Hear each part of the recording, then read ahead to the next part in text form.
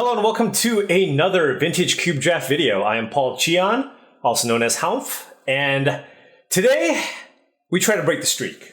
I've gone 1 and 2 in back-to-back drafts, and today is the day that I'm going to break it. I feel it. There's a trophy in the horizon, at least a 2-1 record. Hopping into this pack, we have Fast Bond, and nothing else I'm interested in taking because Fast Bond is a completely broken card. There's a lot of different ways to draft around it. You can draft the lands deck, or you can even put it in some kind of a combo deck, and it's also great with draw 7s. Additionally, in this pack, there is really not much. There's a Life Death as a reanimation effect. There's a Frantic Search, an Ulamog if you want to Through the Breach, and an Adeline if you like aggro. But that's an easy Fast Bond here, and hopefully we can draft the proper deck around it. Moving on to the next pack, nothing too interesting. I'm looking for draw 7s here. Perhaps Strip Mine and Crucible of Worlds is another thing that we could be looking to do.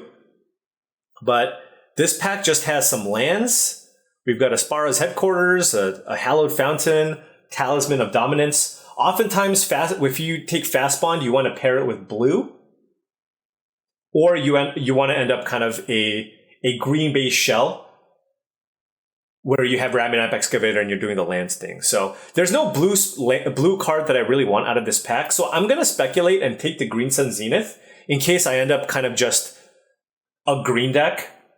But obviously I would like to be doing more powerful things like finding those draw 7s that I mentioned earlier. Mother of Runes to go with the first pick Adeline. If that's what you wanted to do. All right, this pack has Fury, which is just a phenomenal card to play. It's just very, very good. Hard cast or exile. But again, it's pretty heavy on the red, which is not necessarily what I want to do to combo with the Fast Bond start that I have. Also, there's a Garruk Wildspeaker if I'm looking to ramp. And there's also Ponder. And Ponder is something that I'm really interested in. Garruk is fine, but it is very vulnerable a lot of the time, so it just dies. If it tables, that'll be one thing. So I think it's really between the Ponder and the Fury. And given that I have the Fast Bond, I really want to lean into that. So I'm going to take the Ponder over the Fury, recognizing that Fury is a fantastic card. Okay, here we have Natural Order, which is one of the main reasons to kind of be in a mono green deck, right? If you have the payoff card, if you can play a bunch of mana creatures into Natural Order and get a Craterhoof Behemoth or something into play, that's certainly very strong, or a Torsten maybe. But I'm going to just take Hexdrinker. Hexdrinker is an awesome card. If you have a bunch of lands in play, even with Fast Bond, you can just use it to just kill your opponents, and it just stays green. It's a fantastic target for Green Sun Zenith as well. So I think I'm going to take that. No good blue cards here that I'm really that interested in. There is a Daze, which is okay, but I think Hexdrinker is better. There's also Prismatic Vesta, but I think, again, I like the Hexdrinker with the green cards that we have. And there's a Tamiyo, which is really good if you have something like a Time Walk in your deck. But let's just go ahead and take the Hexdrinker here, especially because we have the Green Sun Zenith to go with it. And we have this pack. This pack has 0 blue cards. There's a Chain Lightning, a Kari Zev, a Wandering Emperor, a bunch of aggro cards, a Restless Bivouac. I mean, what?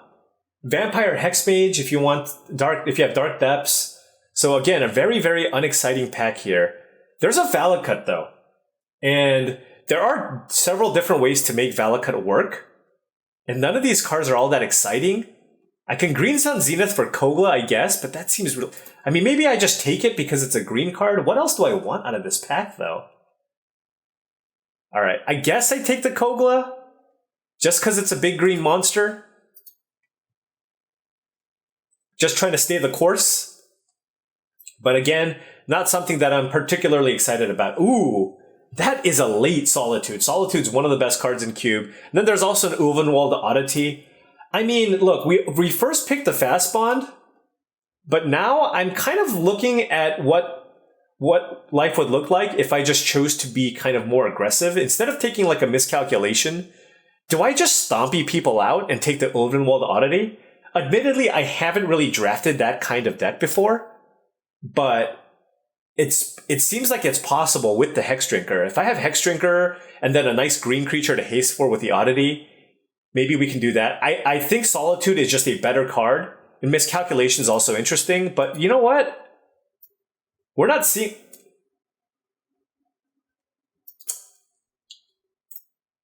I thought I highlighted the card. I thought I highlighted the Ulvenwald Oddity. I was even trying to make good points as to why that's something that I want to do, and then I could have maybe taken Goldspan Dragon here. But look, there was a natural order. If that tables, I want this Craterhoof Behemoth. So I'm going to take this Craterhoof Behemoth. There's an Elvish Mystic. Let's shake this off and see if we can still draft the proper deck. That's really disappointing, though. But I'm going to take this Elvish Mystic. Green does seem open. There's Devoted Druid here on top of that. Once Upon a Time is also okay. Oh, man. This deck really wanted that Ulvenwald Oddity. Probably. Well, now, hopefully, we get a fetch and maybe something worth splashing black for the Indatha Triumph. That's my mistake. I should have known. There's a bug on Magic Online where if you just click on a card, there's two ways to click on a card, and if you click on it the wrong way, it just won't auto-pick that card for you. And in that instance, because I was waffling, I just didn't click on the card and submit it. Okay, here we have, wow, Mother of Runes tabling. I'm going to take the Simic Growth Chamber with, again, if I get to draw 7s, it's still nice to have blue. And we do have the Ponder here, but blue seems extremely cut. So perhaps that's not the color that we want to go. And again, that's why I was looking at other angles, like taking the Oddity into drafting some kind of a stompy deck. This does look like the start to a nice Gaia's Cradle deck, potentially. So we'll keep that in mind while we're drafting. It's okay, I'll only mention the Oddity like probably 4 more times during the course of this video. Every time we draw this card. But this is still okay. We have acceleration. We do have the fast bond. And we do have the... Hopefully, like I said, Garrick tabled. So this does tell me that green is extremely open. Right? We got the late Elvish Mystic, Hex Drinker, the Craterhoof. So I think there is a chance that this natural order tables... And it did. Okay. We have direction. We want to take lots of creatures, and we want natural order into Craterhoof. And if we have the Craterhoof in hand, we still have Kogla as a reasonable target. All right. So this is what we're doing. Not ideally what you want to be doing after the fast bond start, but I just feel like we didn't see that many other things to do. And again, bounce lands are nice with fast bond because there are certain things that combo with it. For example, Spelunking. If you have fast bond, Spelunking, and Simic Growth Chamber, you put the Growth Chamber into play, you automatically untap it, and it taps for 2, and then you can just keep bouncing the Growth Chamber, and for basically that allows you to tap for 2 mana every time, and you pay 1 life every time you do that. So that allows you to just play an Eldrazi if you want, or play a Craterhoof Behemoth. So green bounce lands are not the worst, especially if you... Oh, okay. Hey, didn't matter. I mean, I guess you could make the case that I would have... Oh, wait, let's put this in our deck. Oh, my gosh. Can you imagine if I just didn't get that Oddity? That would just be the ultimate tilt. Oh, my gosh. I almost missed it again. But yes, we could have had a Boseiju there, which would have been great. Boseiju would have been very, very good with just kind of the mono green shell that we had. Okay, what do we have? Skullclamp. Skullclamp is good with these 2 mana creatures and the Devoted Druid. This is not a Tolarian Academy deck, sadly, so I'm going to have to pass it. Every time I do, I will just say, sorry, LSV. Elvish Reclaimer is not something that we're really interested in, so it's really between Wheel of Fortune, which is a draw 7 with Fast Bond, Ignoble Hierarch, which I think is just incredible in this deck, with the Green Sun Zenith and the Craterhoof Behemoth. I think just any mana creature that costs 1 that we see, we just have to take. Fable of the Mirror Breaker is good. Fire Covenant's good. Wheel of Fortune's fine. Skullclamp is also really interesting. But I think I'm more interested in taking this Hierarch and just making sure I have that base covered. The thing is, though, because green was so open, you could make the case that you take the Skull Clamp and you wheel the Hierarch. And I wouldn't blame you if you did that. I just want to make sure that I have as consistent and redundant of a deck as possible. If I have all the mana creatures, I can even sometimes Green Sun Zenith for these big green creatures. So here, I'm going to take the Noble Hierarch again over Questing Beast. Questing Beast is very likely to table out of this pack. Other notable powerful cards are cards like Entomb or Thalia if you're mono white. All right, but hey, look, you still can't complain too much about starting with a Hierarch in your green deck. Now, Sakura Tribe Scout is less of a thing that I'm interested in, so I'm just looking at kind of what all the green options are. Titan of Industry is also a reasonable natural order target, but it might be too early to take. I could just take a Shieldred here, maybe spec on that. There's a Karn, which isn't that exciting, but Shieldred's also good with draw 7s. And if that's something that I'm interested in, then I think because of how powerful Shieldred is, I'm going to maybe just take it and then just put it here. I got the Triome. Put it off to the side here to see if I can get my mana to work. And if I do have some draw 7s with the Fast Bond, it's something that I could play. I think I'm just not going to have a shortage of playables in this deck. All right, channel. Mono green it is. Now we're looking for some Eldrazi. Some really, really large colorless creatures to put into our deck. Probably tabling the Sylvan Caryatid, to be honest. So there's a Caryatid in this pack, and that's basically the card that I'm looking for. But channel allows the mono green to potentially do the same insanely powerful things that a lot of other decks can do, right? So that's why I'm going to take the channel. And here we have a potential channel target. This is great with Skull Clamp. Maybe I should have taken the Clamp. I'm not sure. But we can channel and cast Triplicate Titan. There's a Deep Forest Hermit, but I think this card is only okay. And I think most people are not going to be looking for this, so I think... Now, it is good with Craterhoof. I just make a million creatures, and channeling out a Triplicate Titan is not the most exciting thing. I'd much rather get the Eldrazi, so I don't know. But now I'm looking at this Craterhoof, and I'm kind of a Craterhoof combo deck. And this makes a lot of creatures. All right, I'm going to take this instead, actually. That one could definitely be wrong. Really good aggro pack here. We have a Lelia. Fantastic, fantastic 3-drop. Luminarch Aspirant as well. There's a Scavenging Ooze in this pack. I don't have anything to Crucible of Worlds. Obviously, Crucible, Fast Bond, Strip Mine is good. There's also Court of Garenbrig, which is quite good. I'm looking to beat down, and it just puts counters on all my things. So I'm just going to take the Court of Garenbrig here. And just stay the course. We are staying the course. There's an Overgrown Tomb, but there's a Birds of Paradise. I'm taking the birds. 3, 4, 5, 6, 7, 8. Hey, there's even a chance I last pick a Llanowar Elves. Unlikely, but I'm going to take a bird out of this pack. And now, I mean, look at our ones. They are fantastic. Here we have... Look, if we're going to potentially take the Shieldred, I could take the Rot Farm here. There's a Nature's Claim and an Eternal Witness as well.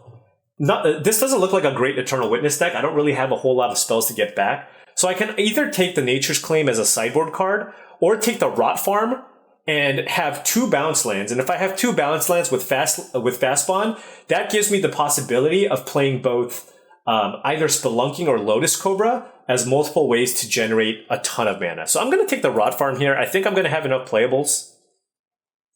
And just take that instead.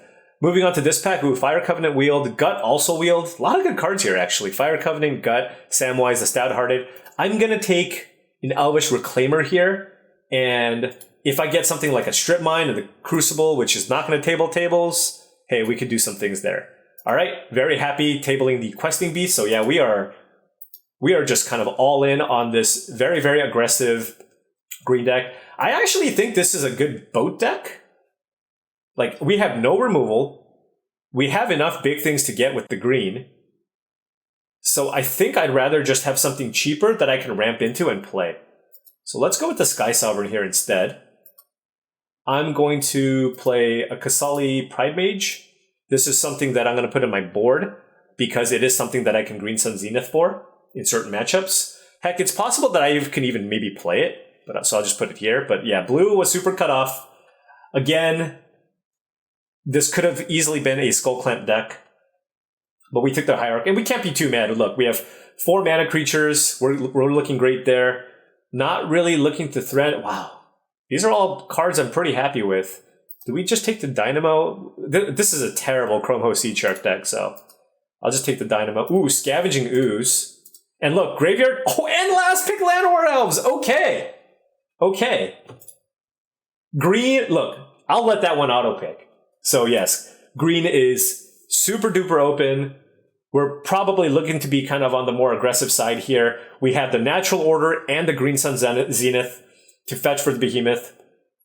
And yeah, we can put on a lot of pressure. We got the core green haste creatures. We have the Garruk, which allows us to just overrun with all these mana creatures. So looking for some broken things to maybe do with this channel now. So I'm looking for Eldrazi.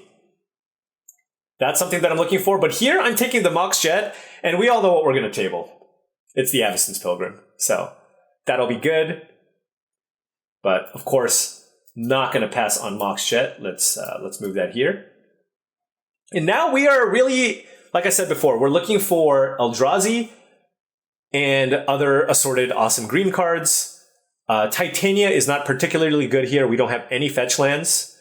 I think I'm just going to take Dismember here. We don't have that many black sources, almost none actually, but I think I just want to have some kind of removal in this deck. So this allows our basically mono green deck to have removal. We have a Mox Jet, a Bop, and an Ignoble Hierarch as ways to help cast Dismember.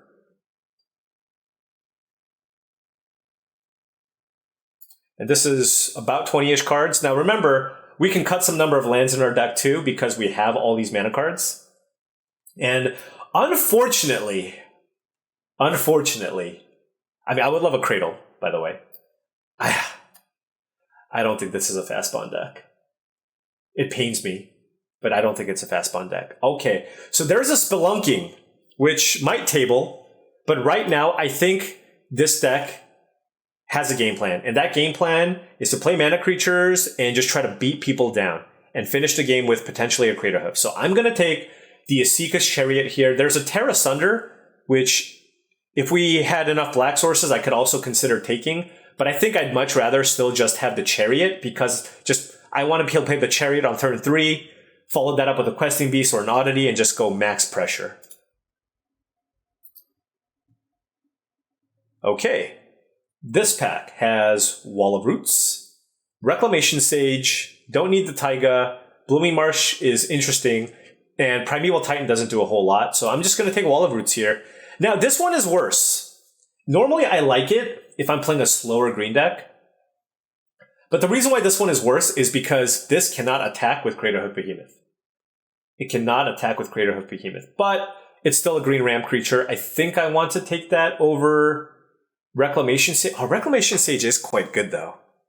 Maybe I have enough mana creature. Maybe I just take this, actually. Yeah. Now I'm just trying to shore up maybe some of the weaknesses that my deck could have. So by doing this, I can search out a Rec Sage and I don't have to play Kasali Pride Mage. And I have a Scavenging Ooze for the Green Sun Zenith. So it just makes our deck a little bit more rounded, and we do have a lot of ramp already. Oracle of Moldiah is okay, but do I want to just take Mere Battlesphere? It's good with Craterhoof Behemoth, and I do have Channel. And Oracle, I mean, I have a ton of 4s already. And it's not that exciting here, I don't think. Yeah, let's take the Battlesphere. I want to at least have one reasonable thing to do with my channel, or else I might just have to ditch the channel. Alright, Pest Infestation. That's like Channel Fireball. Channeled Pest Infestation? There's a Bayou and there's a Fetch, but I don't really have much to do with this. And Pest Infestation is fantastic, and we have a lot of mana sources. There's a Lotus Cobra. Ooh, and a Tireless Tracker. Okay, what do I want to do? So I have Lotus Cobra with Fast Bond. There's a Spelunking that can table. Right? And so that can generate me a lot of mana. Or there's a Tireless Tracker, which is just a really good rate creature. I just don't think I want to be doing the Fast Bond thing anymore. And I think Tracker is just a really good way to grind our opponents out. And again, we have a lot of ramp. All right. Oh, Delighted Halfling, yes. Okay. Liberator is also fine. There's the Pilgrim that we knew was going to table. Okay, all the green cards. There is the Spelunking, which would have been good with the Lotus Cobra. But the thing is, do I really want to be playing cards like Spelunking? Do I want to play cards like Spelunking just so that I can get this obscure combo to work with Fast Bond and all that other stuff? I don't know, right? Because I can just ramp just with my creatures. And again, Primeval Titan does basically nothing for us. It's a glorified 6 mana 6/6 here. So I'm just going to take Wall of Roots. Oh, Oracle tabled, of course. Why wouldn't it? And yeah, this is as mono green as you could get. Didn't go for the draw 7s. We're not doing the fast spawn thing. Probably not playing the bounce lands either. Are we? Is this just like a 16 forest deck? Oh man. So this is 30 cards. We're gonna have to make some cuts here, folks. Gonna have to make some cuts. I might play that creature land, to be honest, if I have enough red sources. There's also the consideration for playing the Triome as well. All right, so let's group creatures separately. This kind of acts as a mana source as well. So, and then we have, this is kind of a permanent, and then goes here, this goes here. And so this is kind of our deck.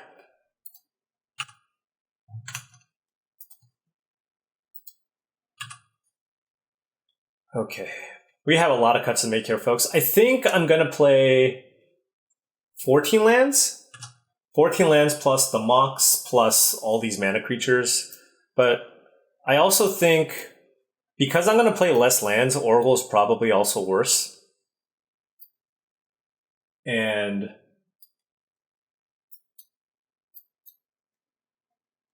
this gives us 13 lands.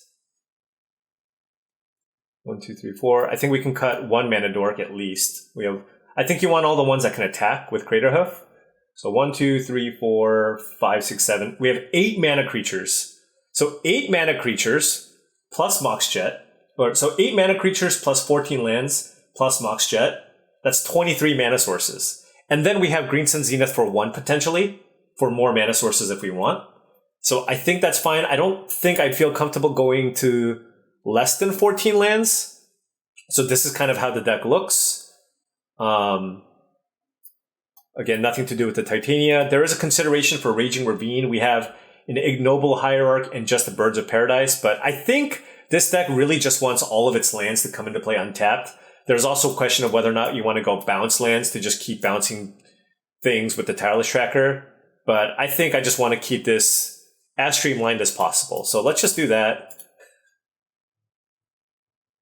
All right, here we go. Are you ready for this? Are you all ready for this? Bam! Look at that. Just all forests. Just all. Could I play a swamp? Am I going to play one swamp and regret it? If I only have one swamp, will I regret it? Just for the Dismember? No, I'm not going to play a swamp. We're all... Also, this is just clean. I mean, look at this. Just all the forests. Let's go. Okay, folks. Will this be the draft of drafts to get us out of the hole? To get us out of our bad streak? I think so. This feels like a solid 2-1. But we'll see. Like this hand, Mana Acceleration, Asika's Chariot, Hex Drinker. This is basically a Crater Hoof combo deck. We have Natural Order and a ton of mana. Could even sometimes Green Sun Zenith for it. And we have some mana sinks here in that Hex Drinker as well.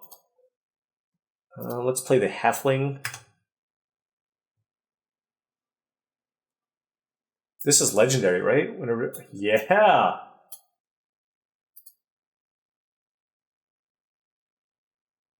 Draven Inspector, okay. Playing more Mana Dorks here. Pest Infestation, that could be useful later. Let's go ahead and play Llanowar Elves, Hex Drinker, and then pump the Hex Drinker once. So plenty to do. Oh, no lands? Wow.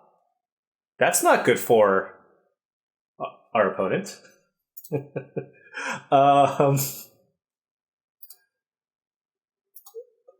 Yeah, I just want to use the legendary clause on it. All right. I sure hope we don't get banned. Okay. Okay. They've seen enough. They've seen enough.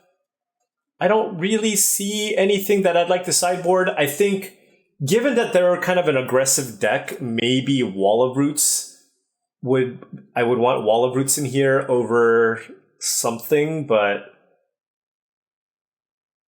they're probably not. They probably don't use their graveyard too well. Although I actually forgot. I didn't check to see if they were a Lurrus deck. I think we'll be fine here. They are not a Lurrus deck. Okay. But certainly Wall of Roots is a more than reasonable consideration, given that they went Draven Inspector into Giver of Runes. All right, we drew our one removal spell. Let's use it wisely. Mother Runes? Giver of Runes. Okay, well, we can always kill that whenever we want. I will play out the Jet here, just to be able to dismember for cheap if I need.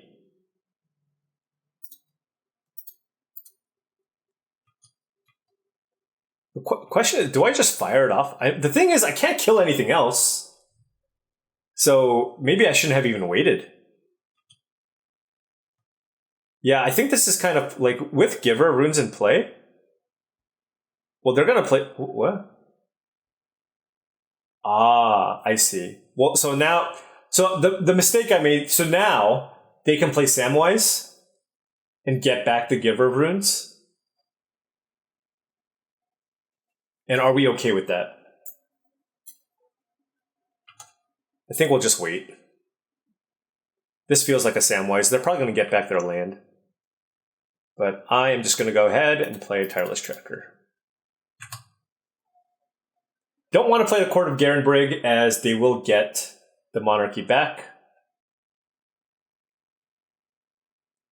And also just kind of want to have a creature in play before you do this anyways. Do they have Samwise? Oh, it was just a Cathar Commando. Okay. Ooh, alright. Alright. Perhaps I got... Skyclave... Okay, so Reclamation Sage is quite good. Skyclave Apparition is also quite good. Okay.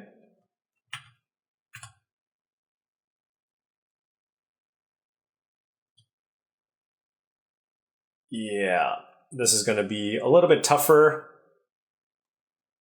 Oh no, we drew the Craterhoof. Alright, so we're going to go ahead. I mean, this is our only real play here. So I'm going to play the Ulvenwald Oddity, but keep it back on defense and hope they don't have a removal spell, so that it kind of forces them to use the Giver of Runes. I don't think we're in a position to attack here.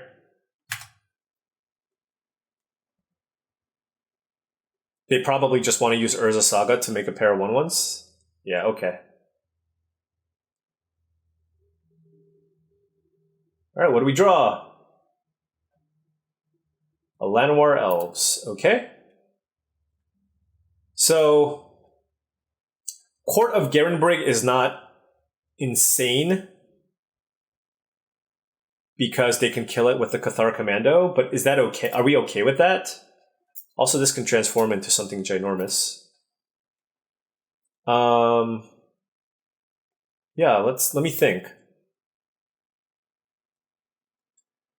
Because then it, like, the thing is, I can get the Monarch back. So maybe I just play it and just make them use their 3/1 here. And then when they do this, I can kill the Giver Rune, so they can't even really attack me. Alright, let's draw a card.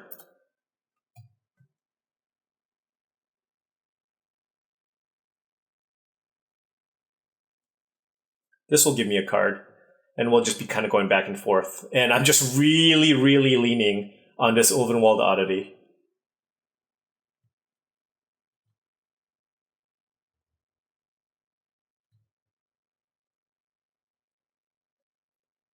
All right, let's just kill this now so they can't give all their stuff protection from green.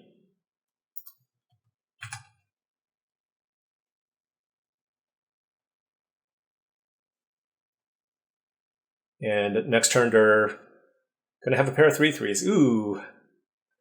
I mean, natural ordering for a Kogla is not terrible. I kind of wish I had a Titan of Industry now, too. That would be nice. But probably want to make a construct, and then they probably have something to fetch here.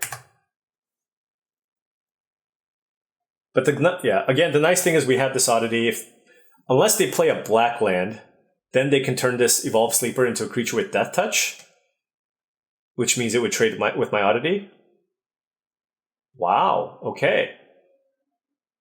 So, okay. Okay, so they really want the Monarchy back. But this allows me to keep Court of Garenbrig in play. So the question is, like, I'm going to block a construct here.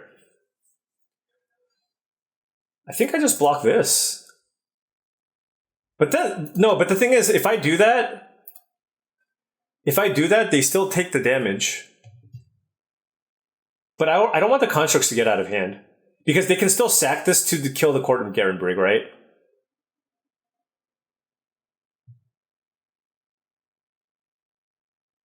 But maybe that's still the block. Like, unless I'm concerned about Evolved Sleeper. No, I want to shrink that. I mean, let's just do these blocks and see what they do.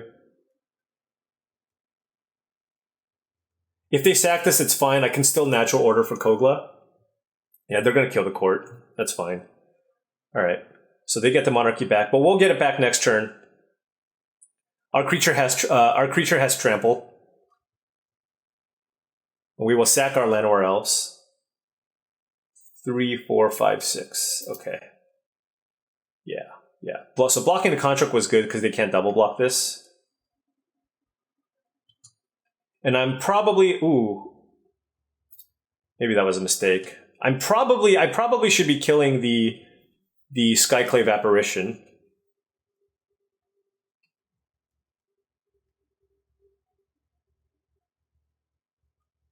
Wow. Okay. Wow, they really want to keep the Monarchy. I mean, I'm okay with this. No, that was a mistake. That was a horrific mistake.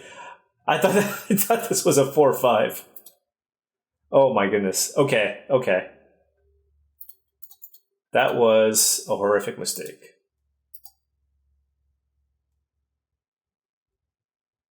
But it's okay. We will get Kogla. Have this fight you.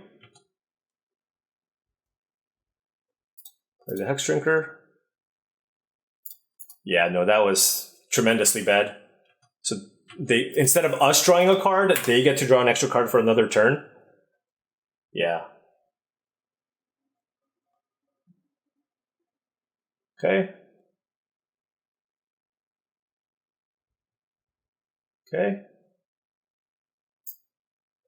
So I can kill the Mox when I attack. I can also kill the Sculler, right? Yeah, all right. And 2, 3, 4. Adeline can attack, but that's fine. I can return a human. Okay, so I kill the Sculler. I can also pump this and turn this into a 4/4 and attack for 11. Seems decent. The next turn, if I attack for 11, I can turn this into a 6/6 protection from everything next turn and just straight up kill them. So I'm interested in that. Why on earth did I think this was a 4/5? I was like, oh, this must be better than Questing Druid Questing Beast in some way. And I suppose it's simply just the transform ability. Yeah, that was Okay. And you wonder why. You wonder why I've been having these losing records. Or maybe it's not a wonder.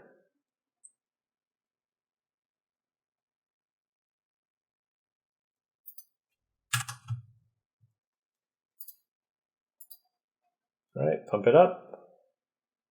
It is now a 4-4. Just double check. One of the attacks. Okay.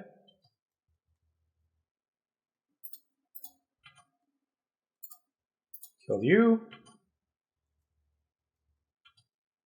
Thank you very much. All right.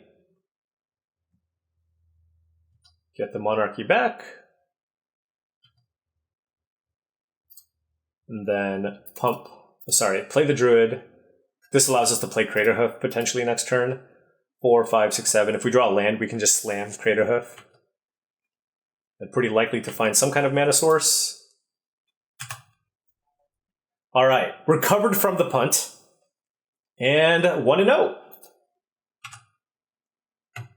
Okay, round 2. What do we have? Mana Dork? Check. Ooh, a mountain. Goblin Welder. Okay. Ooh, that's a good mana dork.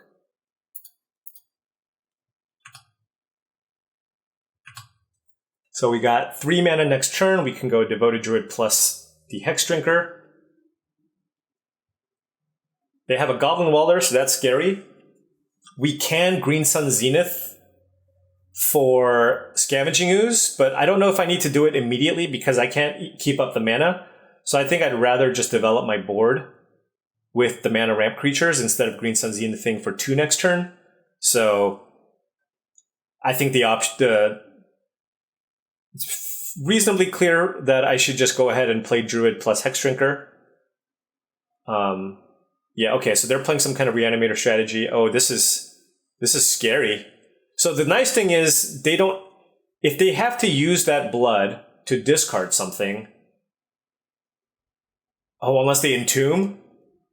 Okay, the Imperial Sealed. Okay, so yeah, we might just be dead here, folks.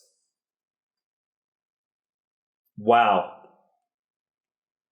This is where kind of the difference between being on the play or the draw makes a tremendous difference. Now, we can still top deck Dismember or Scavenging Ooze, right? That's just something that we can do, but it is something that we did not do. So let's play Devoted Druid and Hex Drinker. And do your thing. I hope the thing is not too good. They just need to find... Okay. Mirror Battlesphere. That's pretty good. Mirror Battlesphere is pretty good with Goblin Welder because you can just keep welding over and over again. Yeah, okay. Well, they need to have an artifact still in play, right?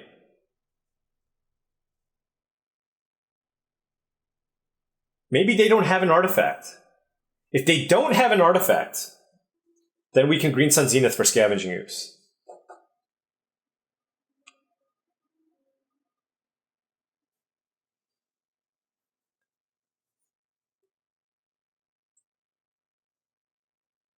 Grief. Ugh. Damn. Damn. Oh, they had an Animate Dead, but it looks like they don't have a mana source, maybe? Because they exiled Animate Dead. Wow. So they didn't have a mana... Oh, excuse me. This is their turn 3.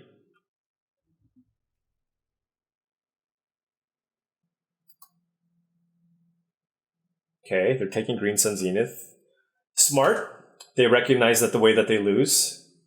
Wait. Oh, I see. Okay. Yep. They just wanted to clear the way so they can just get Battlesphere going. So, incredible start from the opponent. Incredible start. It's going to be pretty tough to match that, honestly. 1, 2, 1, 2, 3, 4, 5. I can play the Deep Forest Hermit.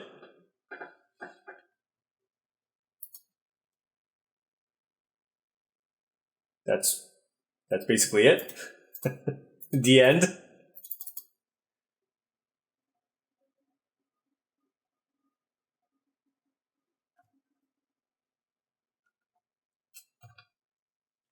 Yeah. Wow. I mean, that's going to be the type of start that most decks are not going to be able to beat, right? Where like you're able to turn 3, set everything up with Grief backup. It's going to be tough. So it is what it is. So now they can, and specifically with Battlesphere, Welder can get pretty nuts because now they can get back the Spell Bomb. They can kill my Hermit. So we're kind of on the let's draw Natural Order. Or like the one way to kill the Goblin Welder, I suppose.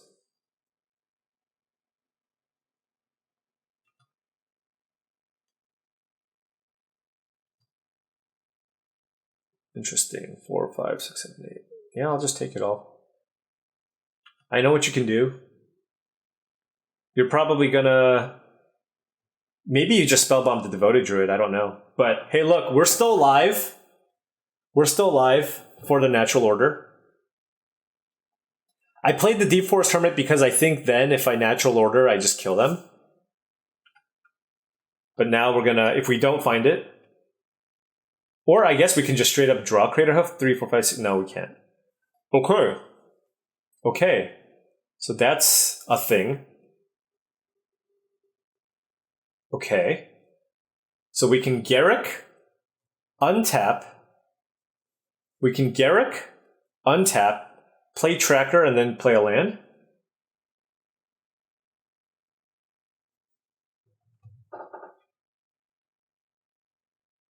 And then I am pressuring my opponent with potentially an overrun.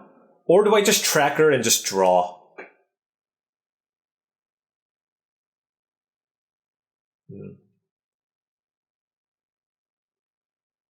No, I'm gonna play Garruk. The reason being is this now gives us the potential opportunity to just hard cast Craterhoof if we draw it.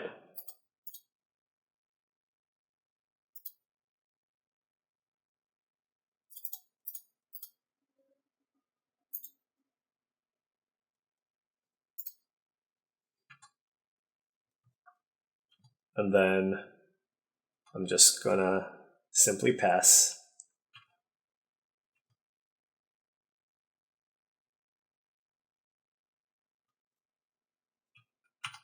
If they weld, I think in response, I'm going to make the Tracker a 4/3.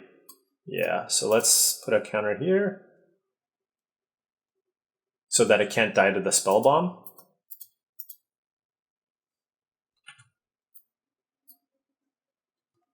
All right, that's a forest.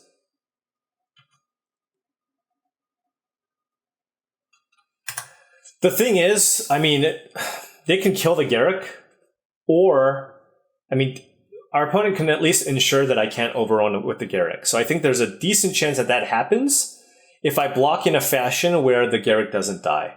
So it just depends on how they attack. The thing is here, I can just chump with a squirrel. Does this deal damage to planeswalkers? Oh, wait. What happened? Attacks. X damage to the player. Oh, it can hit planeswalkers. What the? Okay, so can I kill this? Do I even want to kill it? I think it's best just to chump block it. So let's just put one squirrel up in front of it. It doesn't trample or anything, right? Okay.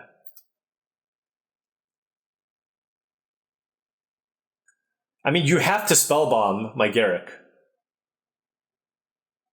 There is no option there. Okay.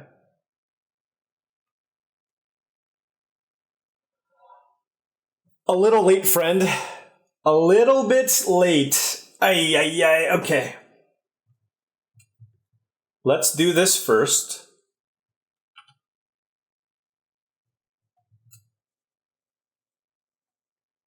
because the most important thing is, of course, me drawing natural order. Wait, why didn't they kill the Garrick right away?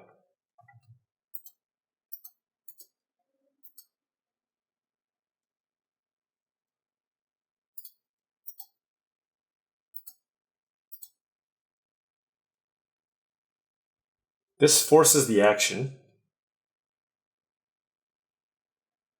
I guess they can kill my Hex Drinker. But at least with the Scavenging Ooze in play, they can no longer do shenanigans. Let's just kill this Grief now.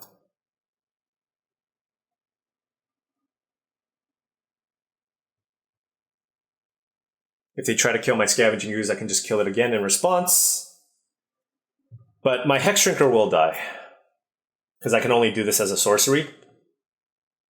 But that doesn't mean I won't try.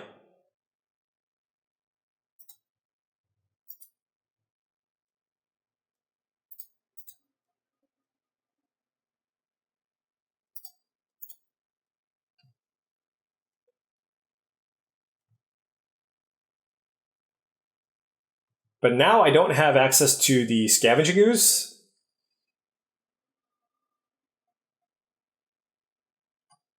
Oh no, I still do. I just need to not do it end of turn. Okay. So here's my question. Can I start attacking? I think the answer is yes. 5, 6, 7, 8, 9.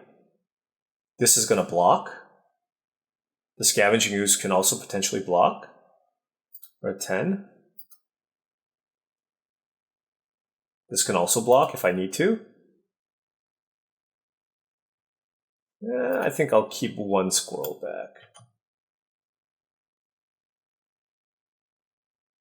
Although the squirrels are kind of at their best right now.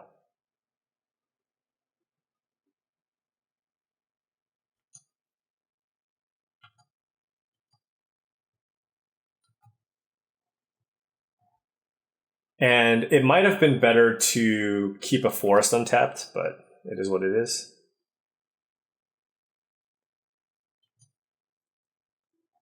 So are you still attacking? You're at 13. Okay. I'm certainly... What does this say? At the beginning of your key, remove time counter. When the last is removed, sacrifice it. Okay. So... Walk. And we just won't exile end of turn. Okay. Okay. We're getting somewhere. Played a land. Crack it. Probably should have tapped that. Okay.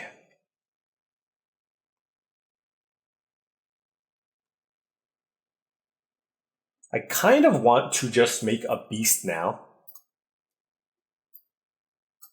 So let's do that.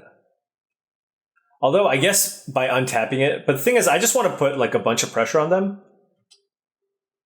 So now we're just attacking with a bunch of stuff. Maybe keep one squirrel back. No, we can, this is fine.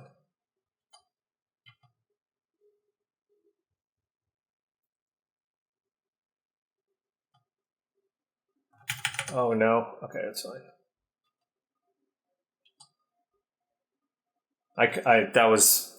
I just clicked through too fast there.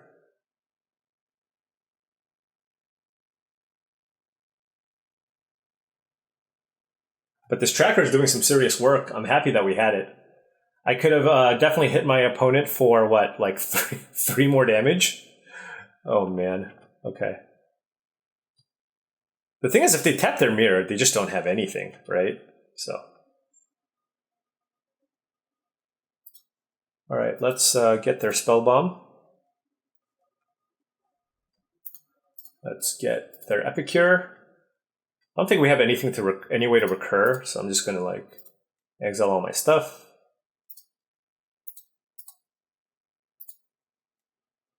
I can even kill my druid at instant speed to attack through the battle sphere.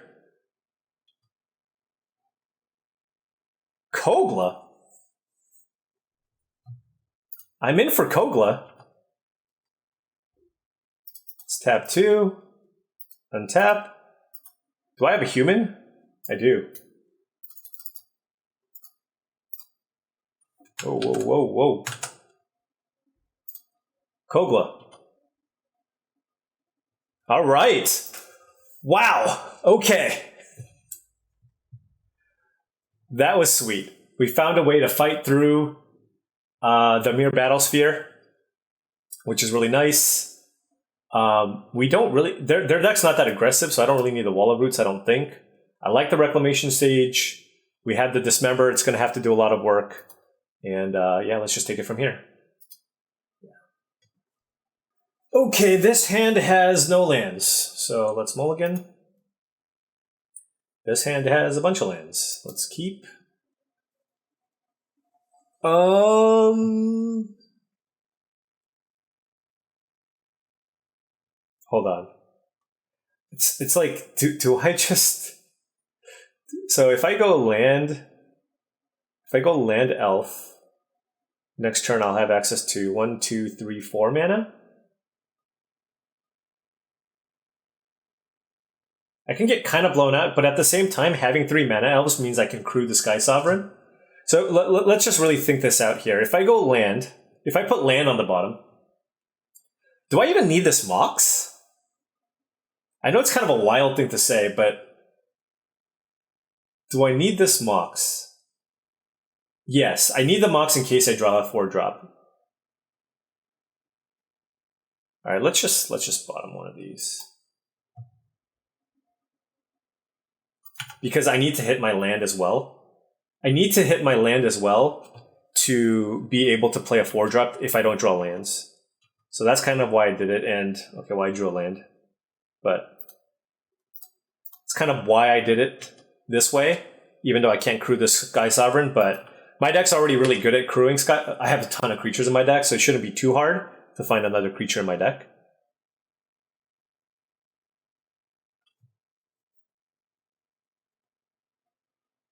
Okay, discarding a swamp, not too bad.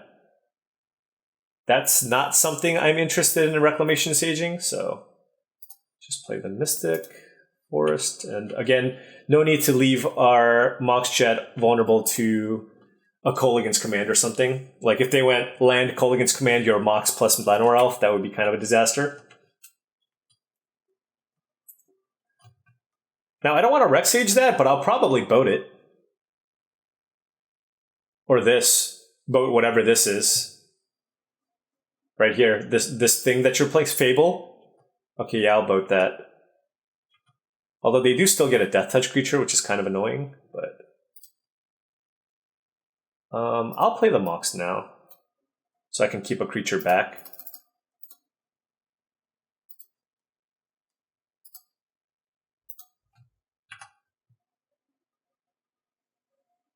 Nope. All right. Well, now we might not have a choice for the Rec Sage. Might just kill the Scrapyard Mutt.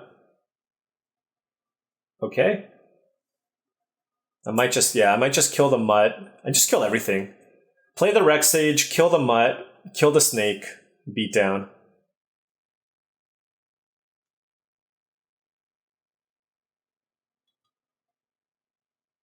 Just because I have nothing to crew. Now, if I do have something to crew...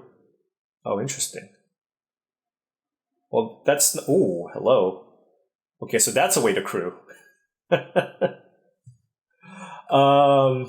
That is a way to crew. Now, I do kind of want... This is weird. So, I do want the pump effect from the Deep Forest Hermit. So then I want to get that Spell Bomb off the battlefield, if that makes sense. But then what's the worst case scenario? They somehow reanimate like a mere battlesphere, and then I just don't have a way to kill it. That's a thing.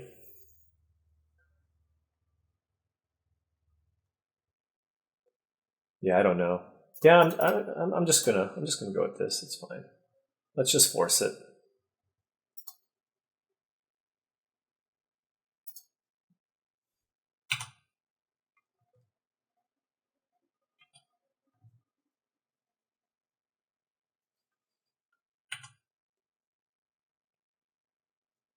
I don't think this motley crew of creatures is going to get it done. What is it? Where is it going? Is it going to me? Oh, drawing a card. Okay. I was like, where is this damage going? Okay, so they're drawing a card. Crew 3.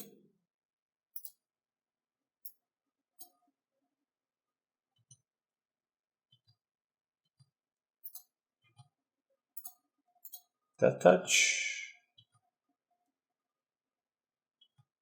And I'm going to keep this land in my hand in case. Well, first, I have a couple of reasons why.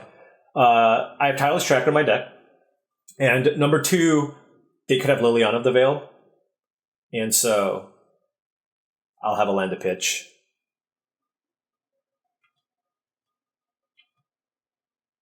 All right, bring it on.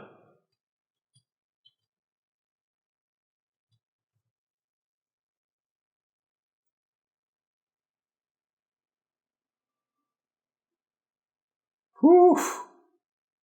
That's a good fire. Well, I'm glad they use it on that and not this Deep Forest Hermit that we're going to play this turn.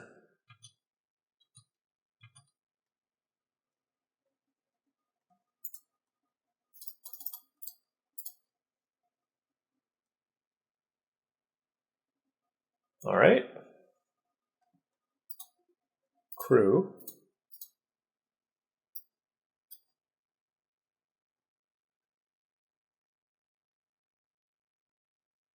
What's happening now? Oh, Entomb. Okay. Well, that just made things a lot scarier. Because they're likely reanimating something next turn. No. If they had a reanimation spell, they would have just done it last turn. They would have just cast Entomb into reanimate. So they don't have a reanimation spell.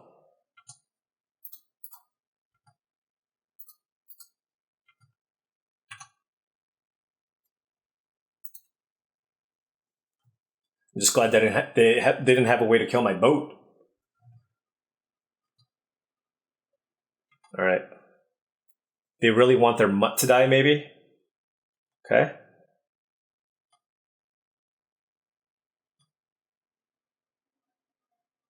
All right, well. Crew.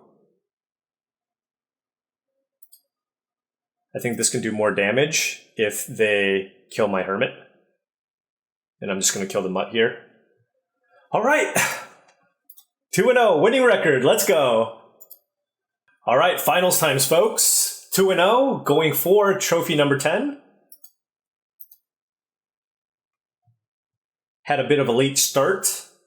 I only really started playing the Magic Online Cube recently, in the last maybe a week and a half or so. All right, let's play Elvish Mystic.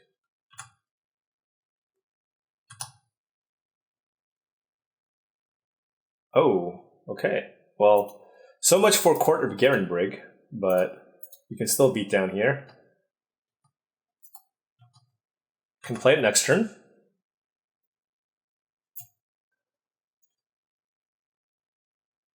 Court of Garenbrig just seems ridiculous.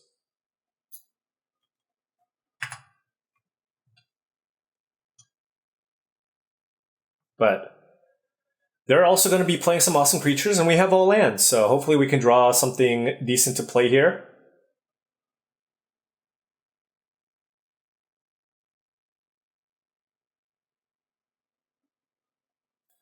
Gonna do some of this, and yeah, that was a good one. All right. I hope I don't get Mana Tithe. Just don't Mana Tithe me, friend. The Thalia doesn't hurt us too much, so I think the Figure of Destiny is actually more threatening. Because I can kill the Thalia next turn. Figure of Destiny is going to be out of range. Oh, wait, no, I can't kill it next turn. Oh, I guess it didn't matter. Well, they get a 1-drop back, I guess. But I actually cannot crew the Sky Sovereign because my mana dorks have 0 power. Still a good draw, right? But not ideal. Will be a lot better once I get this Court of Garenbrig in play. Oh, jeez. Okay. This is a good match. I don't know that I can... Oh!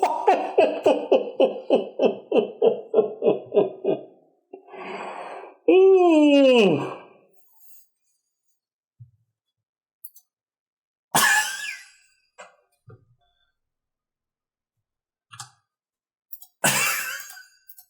Oh my gosh. What a draw. Holy cow. So what would have happened there? I kill the Jite, crew Sky Sovereign, kill Thalia, then play Court of Garenbrig because the tax is no longer there. Oh my goodness. That was savage. Okay. Alright. Wall of Roots. I'm going to keep the Rex Sage because they have Jite. What do I take out? What does one do when everything is good? I think we can just cut the Devoted Druid here. I think I prefer Wall of Roots over Devoted Druid in this matchup.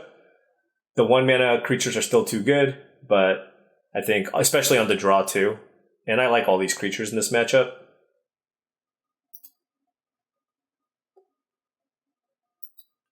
Okay.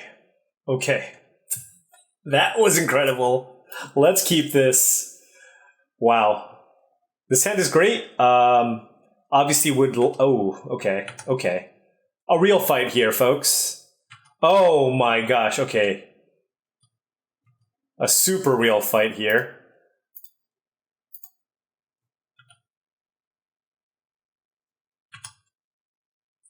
This Jite is going to be a problem because I can't Green Sun Zenith for Reclamation Sage.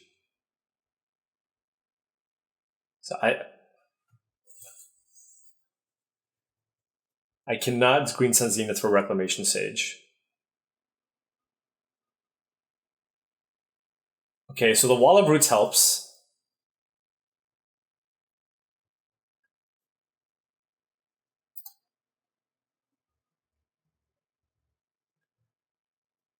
But they can kill both my mana creatures. Yeah, was I supposed to also bring in... Was I also supposed to bring in Kasali Pride Mage? I don't think so. It's just so hard to cast. Actually, maybe I should have. Now that they have the Crypt, because I do have Noble Hierarch, Bird of Paradise, and Indatha Triome, and Avacyn's Pilgrim. So yeah, maybe I should. Not that it matters here, but I mean, our only play is Wall of Roots. I don't want to play a Noble Hierarch as well, because that just leaves us vulnerable. I think the only option that we have here is just... our only option here is just to hope we draw a land.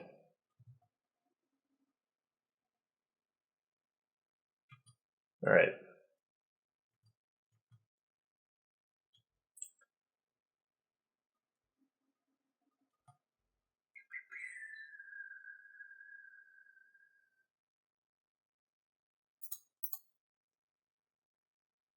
I think we're behind enough. Just going to try to mitigate some damage. This doesn't kill Wall of Roots unless they have a burn spell to go with it. Bop down. Thalia. Oh my gosh.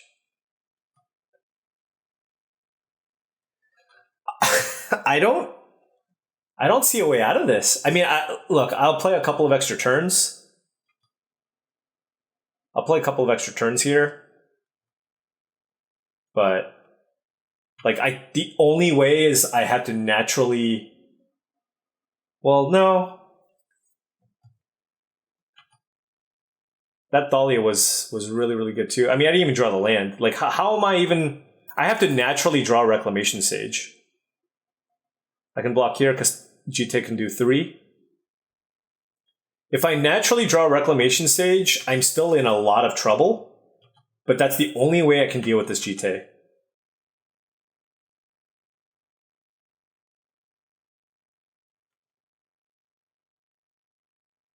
Wow. It's probably not even enough. So yeah, Green Sun Zenith doesn't do anything. I can't play any of these 4s. All right, GG. Some fast games, folks. All right, let's, because they have the Mana Crypt too, I think I am interested in this Qasali Pride Mage. Let's look again at the number of white sources we have. We have Noble Hierarch, Birds of Paradise, Avacyn's Pilgrim, and then we can probably afford to play like A Plains, possibly even the Triome. I gotta be careful though, because of course we don't want to slow our deck down too much. But then maybe we can do this, and then we add 1 Plains. Or maybe we just don't play the Triome and then just play, because like, maybe we can just play 2 Plains.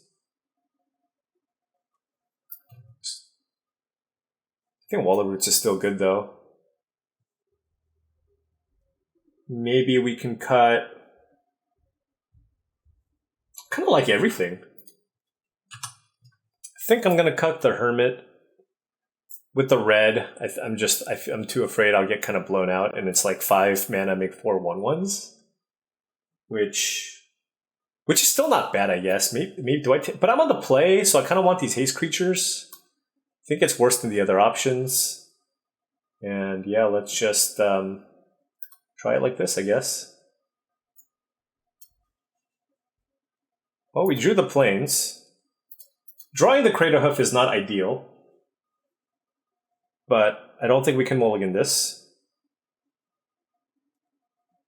Not the most explosive hand, would like some more mana creatures.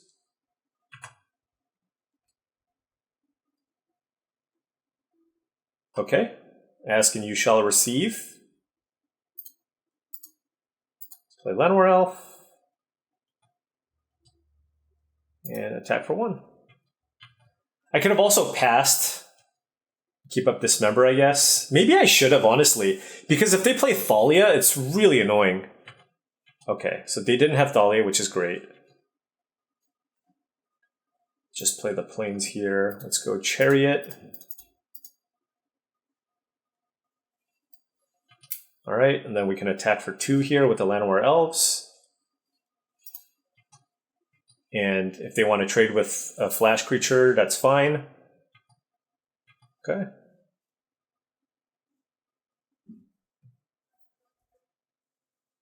I mean, I would rather it not die because I have Craterhoof, but when the Boros deck has 2 mana up and passes, they should have something. Oh, they missed the land drop. Is there hope? Noble Hierarch, land, crew.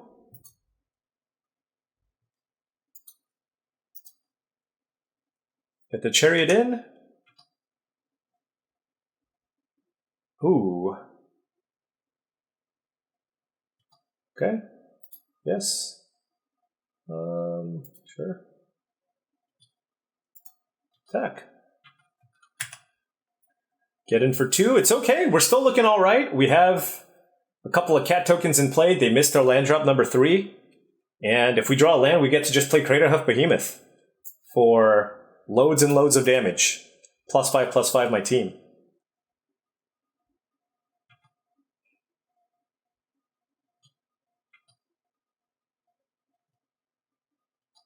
Land? I'll take it.